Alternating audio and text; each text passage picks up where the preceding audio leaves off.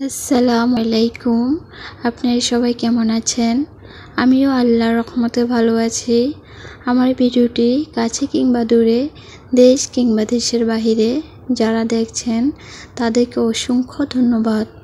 তো আজ সকাল থেকে ভিডিওটা শুরু করলাম। তো আমার হাঁসগুলো আজ ছেড়ে দিলাম পুকুরেতে, সবসময় আটকে রাখি, আজ ছেড়ে দিলাম। পুকুরেতে গেলে ওরা খুব ভালো থাকে, অনেক সুন্দর থাকে। অন্য বাড়ি চলে যায়, তার জন্য এভাবে আটকিয়ে হাঁস পালা আমাদের। তো এদিকে আবার রান্না শুরু করে দিলাম, সব কিছু কেটে কুটে। আজ দুন্দুল দিয়ে আলু দিয়ে মাছের ঝোল করব। আমার ভিডিওটি যদি ইউটিউব চ্যানেল থেকে দেখে থাকেন প্লিজ সাবস্ক্রাইব করে পাশে থাকবেন। আর পুরাতন আপু ভাইদেরকে অসংখ্য ধন্যবাদ।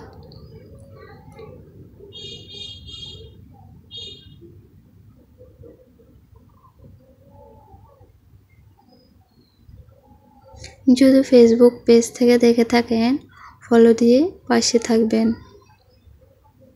তো এই যে পুকুরে মাছের নাম জানি না, তো মাছটা আগে ভেজে রেখেছিলাম, তো মাছটা এখন দিয়ে দিচ্ছি তরকারির ভিতরে।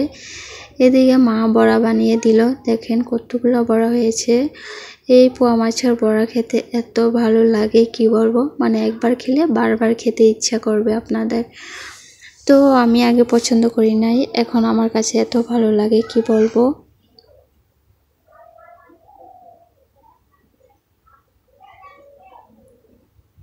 তো এই যে বড়াগুলো এখন ভেজে নিব কড়াইয়ের ভিতরে। আজকের ব্লগ ভিডিওটি আপনাদের কাছে কেমন লেগেছে সবাই কমেন্টের মাধ্যমে জানাবেন। আজকের ভিডিও এই পর্যন্তই। আল্লাহ হাফেজ।